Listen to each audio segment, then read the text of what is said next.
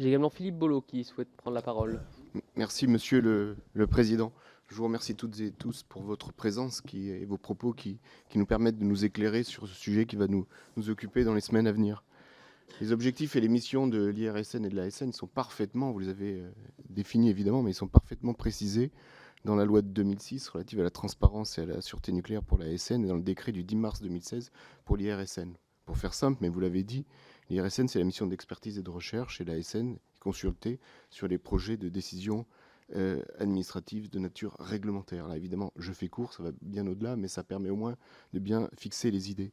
Et ce schéma-là permet de porter un certain nombre de valeurs que vous avez citées, qui me paraissent particulièrement importantes de rappeler, celle de l'indépendance et de la neutralité de l'expertise et de la recherche vis-à-vis de la décision, celle de la confiance vis-à-vis dans la technologie nucléaire, c'est une valeur créée, et celle de la garantie en termes d'excellence de la sûreté nucléaire française.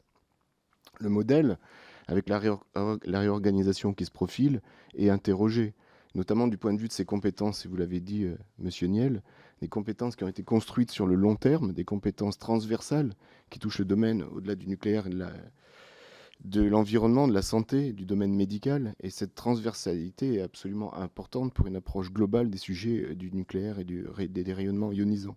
Avec ce qui nous dessine face à nous, nous avons le risque de perte de ces compétences, le risque de délitement des activités internationales de l'IRSN, avec des conséquences qui sont la disparition des compétences. Et on voit combien la disparition des compétences peut être dramatique sur les sujets du nucléaire. C'est ce qu'on a vu avec l'EPR, c'est ce qu'on a vu aussi avec les soudures liées à la corrosion sous contrainte.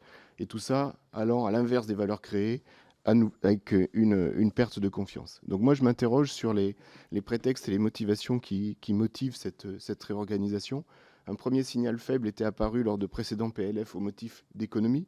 Je ne pense pas, comme vous sans doute, que les économies sur les sujets de la sûreté nucléaire et de la radioprotection soient très pertinentes. Et aujourd'hui, on nous avance aussi un autre prétexte, une autre motivation qui serait celle de la fluidité et de l'accélération des procédures. Et les propos de Delphine Bateau étaient très précis sur ce sujet-là. Et moi, je voudrais avoir une question très simple. S'il s'agit vraiment d'un problème de fluidité et d'accélération des procédures, selon vous, quelles seraient les choses à entreprendre pour accélérer, pour fluidifier les procédures? Quels seraient les verrous à lever?